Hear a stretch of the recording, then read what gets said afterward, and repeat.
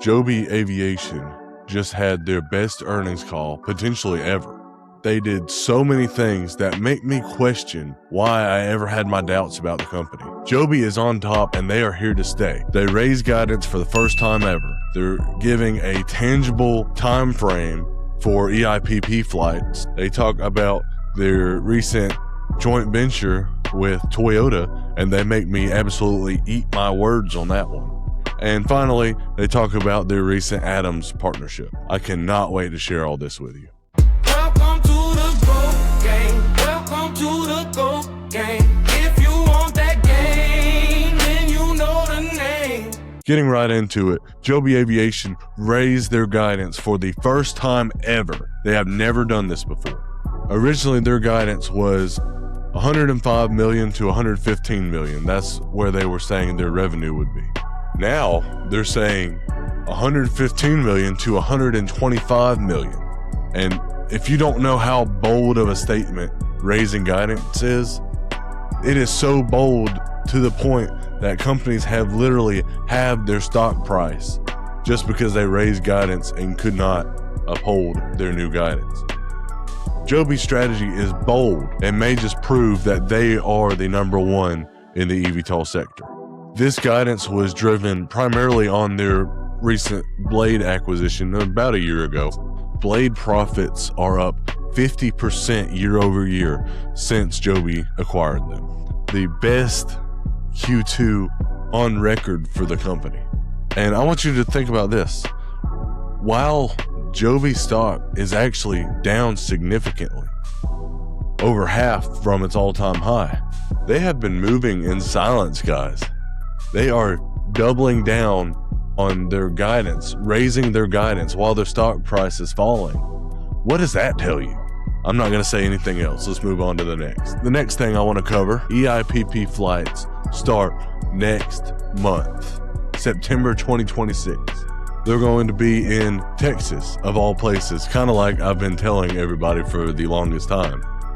Texas will be the start of EIPP flights for Joby Aviation. And I knew this because Joe Ben was talking about in his recent interview with Joe Lonsdale, Texas, Texas, Texas, Texas. If you want to see that video, it's going to be right up here. Make sure you give it a watch. This first flight schedule is going to be around 1 week long. Like I said, in the Dallas-Fort Worth area. Here's the structure. Initially, they're going to start with pilots only. No big deal. Smart to do that. Then they're going to go towards passengers. These passengers initially will be riding the S4 for free. And then at the end of it all, passengers will be paying for tickets. And this answered a major question on my last video, asking some questions for the Joby Aviation earnings call. Has the battery technology advanced far enough to where you can hold multiple passengers and a pilot? Well, obviously, if they're doing the flights next month, I think that's a pretty good indication that battery technology has finally reached a point where Joby Aviation can haul 4 passengers and a pilot. That will be confirmed next month. I truly believe that. No issues there. Joby Aviation also announced that they have hit stage 5 in the FAA certification progress. And initially, when they first announced that they were doing 5 stages instead of the FAA's 4-stage program, I was a little skeptical, like, what are y'all hiding, you know? But after recent conversations with people that apparently knew better than me at the time, it's actually a lot more transparent. They're not hiding anything, guys. They're showing way more than they have to. They also have the first FAA conforming aircraft, as far as the eVTOL goes, flying right now. Congratulations, Joby Aviation. You're almost there. They also mentioned they now have 5 aircraft in total flying in the air. But here's the kicker. They have 12 aircraft in various stages of production right now. 12 aircraft. Speaking of manufacturing, their new Toyota joint venture made me absolutely eat my words. I just had some idea in my brain that Toyota was being predatory in their deal with Joby Aviation. The reason I thought this is because Toyota has a 51% stake in this joint venture, while Joby has 49. They have 3 members on the board. Joby has 2. So I thought in my head, naturally, this is not good for Joby. What if Toyota decides to raise prices on Joby, and Joby either has to eat the cost or pass it on to their customers? Either way, they lose. Well, we got a very big vote of confidence in what seemed like a throwaway comment that wasn't even meant to be said, but it actually de-risked the company by a large margin. We'll get to that. First, what is this joint venture? This joint venture is a new collaboration with Joby and Toyota to make the S4 aircraft.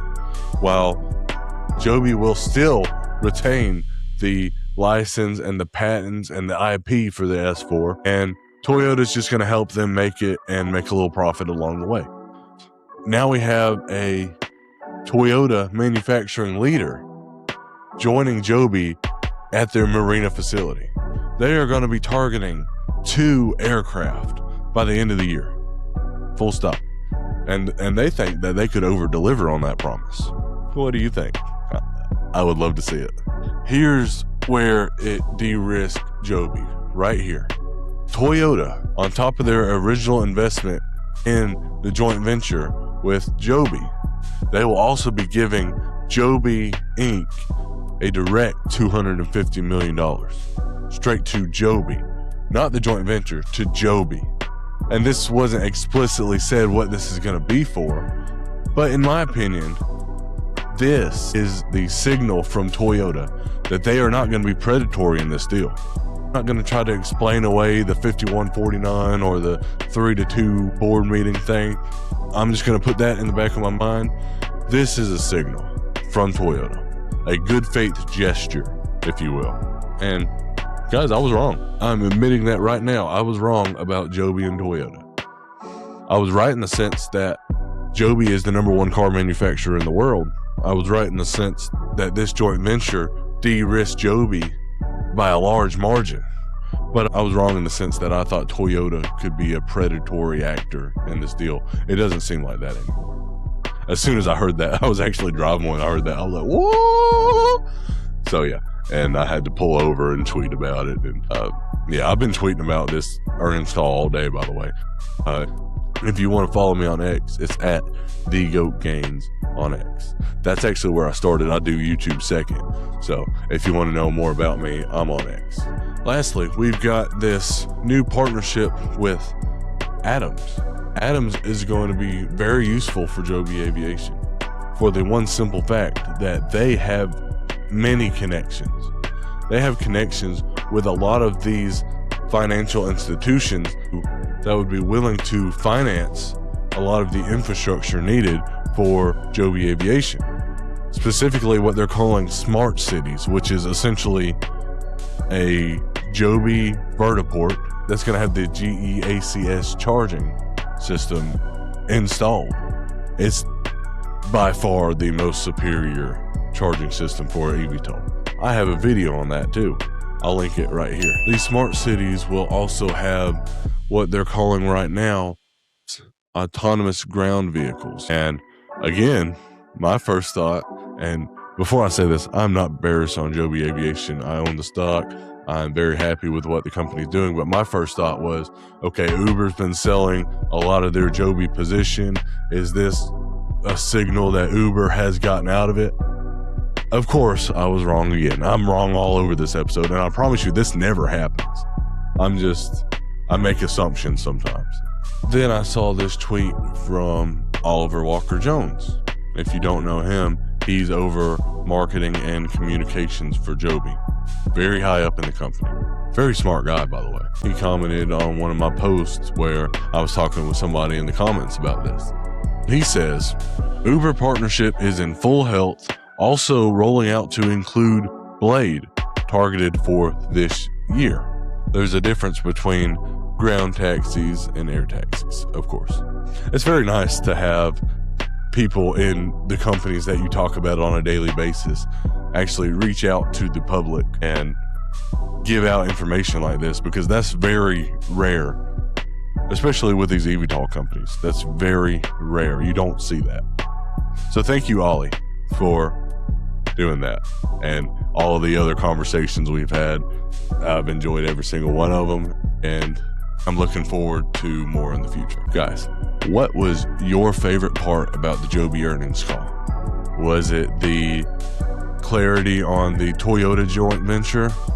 Was it the firm timeline on the EIPP deployment?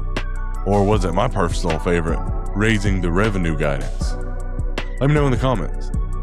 Make sure you're subscribed and you like the video. And if you like it enough, share it with a friend. Remember, we are tracking this together. So let's go get it.